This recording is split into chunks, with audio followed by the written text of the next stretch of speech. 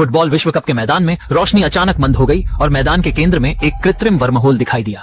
एक शक्तिशाली सदमे की लहर का पीछा हुई। सैकड़ों हजारों लोगों ने वर्महोल से कई आंकड़े बाहर निकलते देखे। वे पूरी तरह से सशस्त्र थे। घबराहट से आगे बढ़ते हुए लाखों दर्शक दंग रह गए और नेतृत्व करने वाली एक महिला ने आवाज उठाई। वे 30 साल बाद से थे जहां एक अभूतपूर्व युद्ध लड़ रहा था।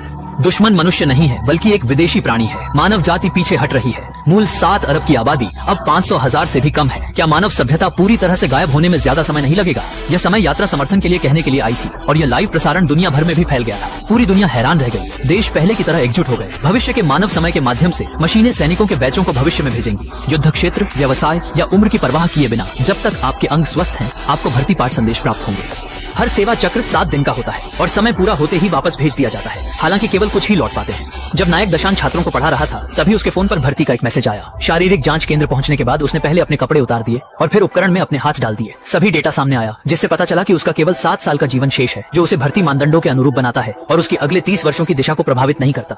फिर उसके हाथ में एक चिप और एक स्पेस टाइम टेलीपोर्टेशन डिवाइस लगाया गया। यहाँ के अधिकतर लोग भी सामान्य नागरिक हैं। उन्हें पेशेवर प्रशिक्षण भी नहीं मिला है और कुछ आग्नेयास्त्रों का उपयोग भी नहीं करते हैं। हालांकि पेशेवर भाड़े के सैनिकों की कोई कमी नहीं है और कुछ पहले ही कई बार पार कर चुके हैं। उसकी आंखों में हिंसा और क्रोध की झलक थी। समूह को 7 दिन के प्रशिक्षण के लिए तैयार किया गया था, लेकिन विशेष परिस्थितियों के चलते उसी रात इमरजेंसी सहायता शुरू कर दी गई। एक विकृत वर्महोल खुला और उन्हें एक एक करके खींच लिया गया। दर्द से भरी चीखें पूरे वर्महोल में गूंज उठी। जब दशान समूह की बारी आई तो स्पेस टाइम मशीन के निर्देशांक में गड़बड़ी हो गई और टेलीपोर्टेशन का निकास अप्रत्याशित रूप से 10,000 मीटर की ऊंचाई पर प्रकट हुआ, जिससे लोग पकौड़ों की तरह नीचे गिरे।